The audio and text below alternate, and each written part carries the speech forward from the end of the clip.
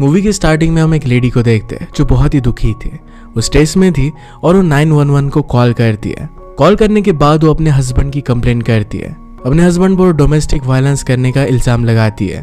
वो कहती है कि मेरा हस्बैंड मुझे बहुत मारता है और इस वजह से मैं बहुत ही दुखी हूँ। कॉल करने के बाद अपने हस्बैंड के साथ वो डिनर करती है। डिनर करते वक्त उसने एक बात बताई कि कुछ दिनों पहले मुझे एक इन्वेलप मिला था। इस इन्वेलप में एक लेटर था जिसे मुझे होटल पर बुलाया गया था।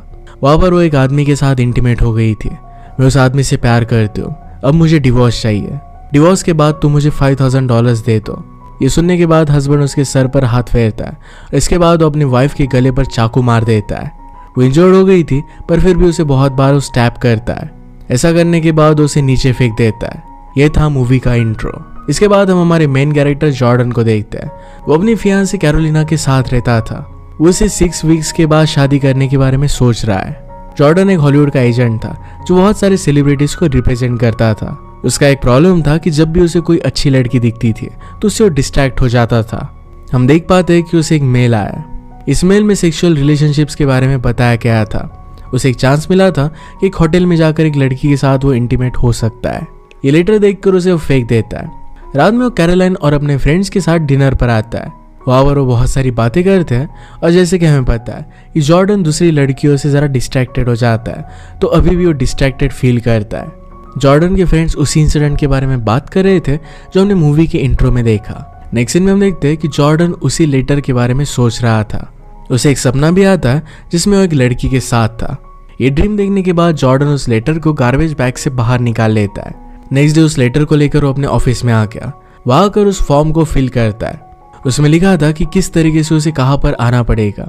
इसके बाद वहां पर कुछ एम्प्लॉयज आते हैं और वो सब लोग मीटिंग में जाते हैं। जॉर्डन उस लेटर को वहीं पर छोड़कर चला जाता है। यहाँ वो एक रेमंड नाम के आदमी से मिलता है। मीटिंग के बीच में जॉर्डन की कंपनी की एम्प्लॉय उसका लेटर पोस्ट कर देती है। जॉर्डन की मीटिंग खत्म होने के बाद उस होटल को देखने के लिए जाता है। इसी मोमेंट पर उसकी कार पर ऊपर से कपड़े नीचे गिरते हैं। शायद होटल में किसी का पैशन ज्यादा हो गया था। इसके बाद जॉर्डन को अपने ऑफिस के मेल में एक लेटर मिलता है। इस लेटर में होटल का नाम और उसके साथ उसका की कार्ड दिया गया था। की कार्ड को अपने पास रखता है और इसके बाद वो शाम को अपनी वाइफ के साथ रेमंड के घर पर ओकेजन पर जाता है। वो रेमंड को उसकी कंपनी के साथ काम करने के लिए मनाना चाहता था। यहाँ पर भी वो दूसरी लेडी से डिस्ट्रैक्ट हो रहा था पर खुद को काबू करता है। रेमंड से वो बात करता है ताकि उसकी कंपनी ज्वाइन कर सके पर रेमंड उसे साफ साफ मना कर देता है। इसके बाद उसे सीधा घर जाना पड़ता है। नेक्स्ट डे वो फाइनली होटल में पहुंच गया। वहां पर उसे आंखों की पट्टी दिखती है। यहाँ पर एक रूल था कि 2 लोग इंटीमेट हो सकते हैं पर उन दोनों की आंखों पर पट्टी बंदी होनी चाहिए। उसे जरा डाउट आ रहा था तो अपने पॉकेट में एक नाइफ रखता है जिससे वो सेल्फ डिफेंस कर सके। इसके बाद जॉर्डन आंखों पर पट्टी बांधकर अंदर आ जाता है। अंदर कुछ समय इंतजार करने के बाद वहां पर एक लेडी आती है। वो दोनों फिर इंटीमेट हो जाते हैं। इसके बाद नेक्स्ट सीन में हम जॉर्डन को उसके ऑफिस में देखते हैं। जॉर्डन कल की बात भुला नहीं पाया था। वो जानना चाहता था कि आखिर वो लड़की थी कौन। उसके पास जैकलिन नाम की एक लड़की आती है। जॉर्डन उसे बैठने के लिए कहता है और दोनों बात करने लग गए। कन्वर्सेशन के बीच में जैकलिन कुछ ऐसा कहती है जिससे जॉर्डन को लगता है कि कल की लड़की शायद यही थी। ऑफिस से जाने के बाद वो जैकलिन के बारे में ही सोच रहा था। इसके बाद नेक्स्ट डे ऑफिस में अपना डाउट क्लियर करने के लिए जाता है। वहाँ उसे पता चलता है कि कोई गलत लड़की है। ये वो होटल वाली लड़की नहीं थी। उसे अब थोड़ा सा डर लगने लग गया था क्योंकि उसे लग रहा था कि शायद किसी ने उसकी वीडियो बना ली हो। वो इसके बारे में इन्वेस्टिगेट करने के लिए होटल में जाता है। वहाँ पर वो मैनेजर के बारे में पूछता है। मैनेजर उसे कहता है कि हम हमारे कस्टमर्स के बारे में इंफॉर्मेशन किसी को भी नहीं देते। उनके लिए प्राइवेसी बहुत ही इंपॉर्टेंट है। जॉर्डन उस पर जोर डालने लग गया। मैनेजर कहता है कि मैं पुलिस को कॉल करूंगा। जॉर्डन ने कहा कि अगर मैं ही पुलिस होता तो फिर तुम क्या करते। मैनेजर कहता है कि तुम पुलिस नहीं हो सकते क्योंकि तुमने मुझे पहले ही बताया कि तुम एक हॉलीवुड के एजेंट हो। अब जॉर्डन को इन्फॉर्मेशन नहीं मिलने वाली थी तो वहां से वो निकल जाता है। अब जॉर्डन का किसी भी चीज में मन नहीं लग रहा था, ना ऑफिस में ना घर पर। नेक्स्ट सीन में हम रेमंड को देखते हैं। उसकी और उसकी वाइफ की फाइट चल रही थी। रेमंड भी किसी से मिलने के लिए होटल रूम में गया हुआ था। रेमंड को भी सेम लेटर मिला था और उसकी वाइफ को इसके बारे में पता चल चुका है। रेमंड अपनी वाइफ से झगड़कर वहां से जा रहा था तभी उसकी वाइफ उसे शूट कर देती है। उसकी कार में ही डेथ हो जाती है। इसके बाद नेक्स्ट सीन में हम जॉर्डन के फ्रेंड पीजे को देखते हैं। वो दोनों बहुत ही अच्छे फ्रेंड्स थे। जॉर्डन पीजे को सारी बात बताता है। वो कहता है कि कुछ टाइम पहले मुझे मेल में एक पर्पल इन्वेलप मिला था। उसमें वन नाइट स्टैंड के बारे में जो भी लिखा था सब कुछ वो बता देता है। पीजे ने पूछा कि वो लड़की कैसी थी। जॉर्डन कहता है कि मैंने उसे नहीं देखा क्योंकि दोनों की आंखों पर पट्टी बंधी हुई थी। उसे कुछ भी समझ में नहीं आता कि आखिर चल क्या रहा है। इसके बीच जॉर्डन को पता चलता है कि रेमंड अब मर चुका है। इस चीज का फायदा उठाते हुए वो बिल्डिंग के मैनेजर के पास आया। वो कहता है कि मैं पुलिस में हूँ और रेमंड नाम के आदमी की डेथ हो गई है। हमें पता चला है कि आखिरी बार वो इसी बिल्डिंग में आया था। उसे फिर एक सीसीटीवी फुटेज मिला। इसी उसे एक आदमी मिलता है जो लोगों के मेल्स को डिलीवर करता है। वो इसकी इन्फॉर्मेशन निकाल कर उसे ढूंढने लग गया। उस आदमी की बिल्डिंग पर गया और जब उसके घर पर आया तो वहां से एक ओल्ड मैन निकला। जॉर्डन ओल्ड मैन को कहता है कि मैं लुइस से मिलने के लिए आया हूँ। यहाँ पर भी जॉर्डन को कुछ भी नहीं मिलता क्योंकि लुइस की ऑलरेडी डेथ हो चुकी थी। वहां पर उसका फ्यूनरल चल रहा था। ये सुनकर जॉर्डन वहां से चला जाता है। इसके बाद वो पीजे से मिलकर उसे सारी अपनी बात बताता है। ये सब कुछ जो हो रहा था ये सोशल मीडिया से कनेक्टेड था। सोशल मीडिया पर किसी भी यूजर के डेटा को स्टोर किया जाता है। अगर कोई भी यूजर किसी वेबसाइट को विजिट करता है तो उसका डेटा उस वेबसाइट में स्टोर हो जाता है।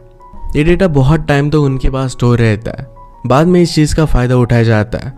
वो इस डेटा को किसी को भी सेल कर देते हैं। इसी तरीके से जॉर्डन का डेटा भी सेल किया गया था। ऐप वालों को उसका एड्रेस पता चला। इस पूरे मेथड को सोशल मीडिया माइनिंग कहा जाता है।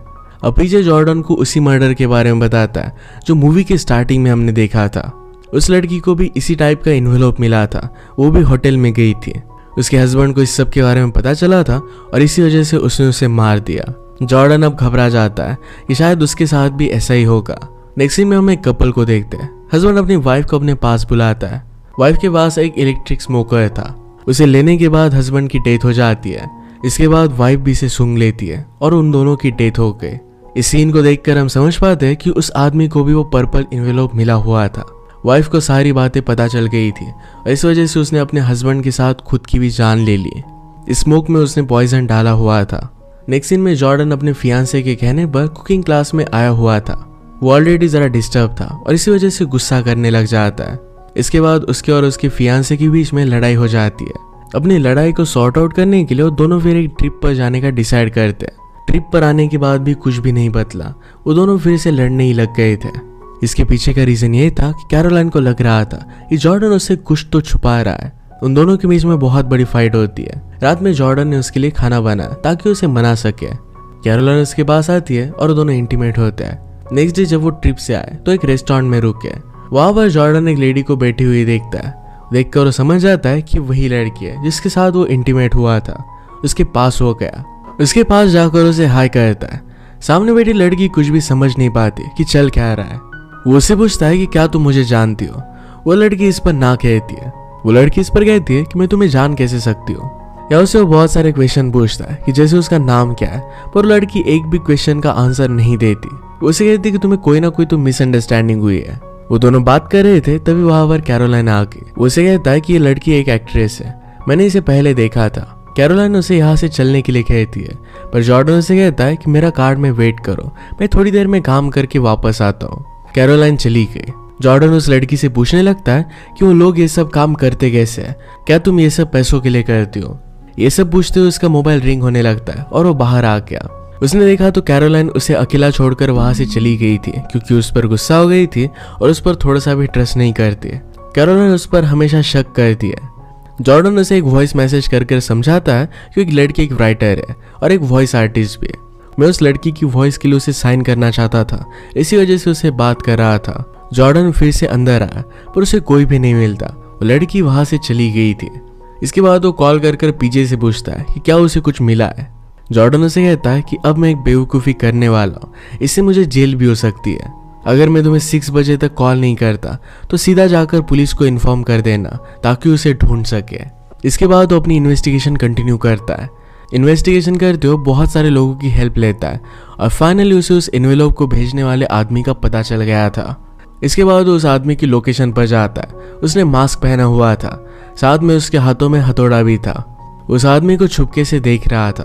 वो आदमी काम कर रहा था, तभी मौका देखकर जॉर्डन अपने हथौड़े से उस पर वार करता है। वो आदमी उसे ऐसा करने से मना करता है, कहता है कि उसे सब कुछ बता देगा। उस आदमी का नाम जॉनी था। जॉनी उसे सारी बात बताता है कि उसने ऐसा किया क्यों। वो कहता है कि मैं सब लोगों को कनेक्ट करने के लिए कहता हूँ। वो एक काम 3 स्टेप में करता है। उसमें वो 3 लेटर्स भेजता है। पहले जिसमें इन्विटेशन होता है, दूसरा जिसमें होटल का कार्ड होता है, और तीसरा येलो एनवेलप जिसमें लिखा होता है कि अगर उनके सामने वाले जो होटल में थे उनकी आइडेंटिटी अगर उन्हें पानी है तो इसके लिए पैसे देने पड़ेंगे। ये सब कुछ जो एक पैसों के लिए कर रहा था, ये उसके लिए एक एक्सपेरिमेंट था। जॉर्डन को थर्ड लेटर मिला नहीं था क्योंकि पहले ही उसने डिलीवरी बॉय को रोक दिया था। उसने उससे कहा था कि फिर से बिल्डिंग में लेटर पोस्ट मत करना। जॉर्डन उसे कहता है कि फिर से ऐसा कोई भी लेटर पोस्ट मत करना। वो फिर उसे धमका कर वहां से चला जाता है।